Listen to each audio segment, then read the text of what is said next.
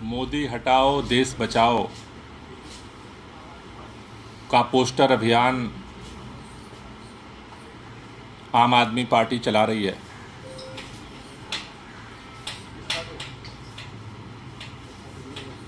अभी अलग अलग राज्यों से जो सूचनाएं आई हैं उसमें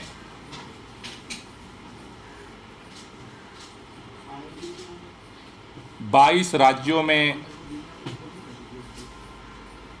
अलग अलग भाषाओं में ये पोस्टर पूरे देश भर में लगाए जा रहे हैं, जिसमें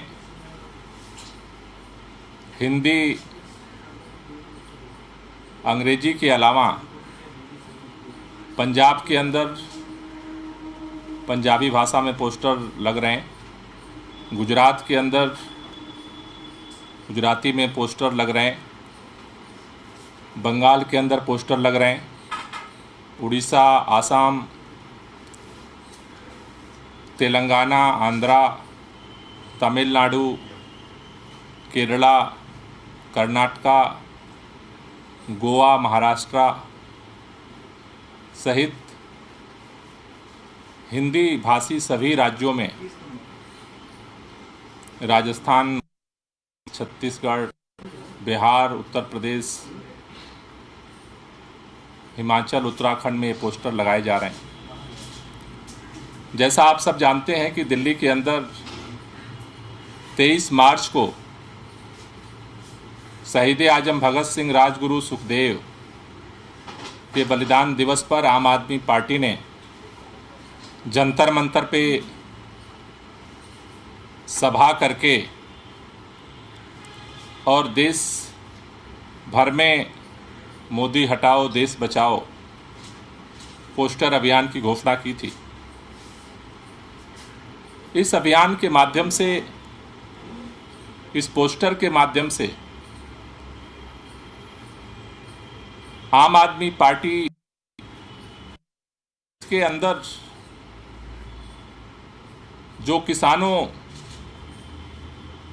से प्रधानमंत्री जी ने वादा किया और जिस तरह से धोखा दिया गया, उनके अंदर जिस तरह से नाउम्मीदी पैदा हुई है, देश के मजदूरों के जिस तरह से अधिकार और हक को, कानूनों को ख़त्म करके छीन लिया गया, देश के छात्रों को जिस तरह से सभी यूनिवर्सिटियों में दमन किया गया, देश के नौजवान जिस तरह से बेरोजगारी की हालत में दर दर भटक रहे हैं, महिलाएं महंगाई की मार को झेल रही हैं, ऐसी स्थिति में प्रधानमंत्री माननीय नरेंद्र मोदी जी इन समस्याओं के समाधान निकालने की जगह देश के शिक्षा और स्वास्थ्य की व्यवस्था को ठीक करने की जगह पूरी ताकत के साथ, ऐसे लगता है जैसे माननीय प्रधानमंत्री जी ने जिद पकड़ ली हो कि हमें इस देश के लोकतांत्रिक व्यवस्था को खत्म करना है। देश की लोकतांत्रिक व्यवस्था आजादी के बाद जो मिली, उसकी बुनियाद है भारत का संविधान, और भारत के संविधान के सहयोगी के रूप में उसके जो मूल आधार हैं, उसमें है भारत की संसद, भारत की विधानसभाएं, भारत की चुनाव प्रणाली। और भारतीय संसद, भारतीय चुनाव प्रणाली का मूल आधार है जो लोकतांत्रिक व्यवस्था है कि उसमें सत्ता पक्ष होता है और विपक्ष होता है। सत्ता पक्ष और विपक्ष के बगैर भारतीय लोकतंत्र की परिकल्पना नहीं की जा सकती। लेकिन जिस तरह से प्रधानमंत्री जी की जिद है कि हम विपक्ष विहीन सत्ता को संचालित करेंगे,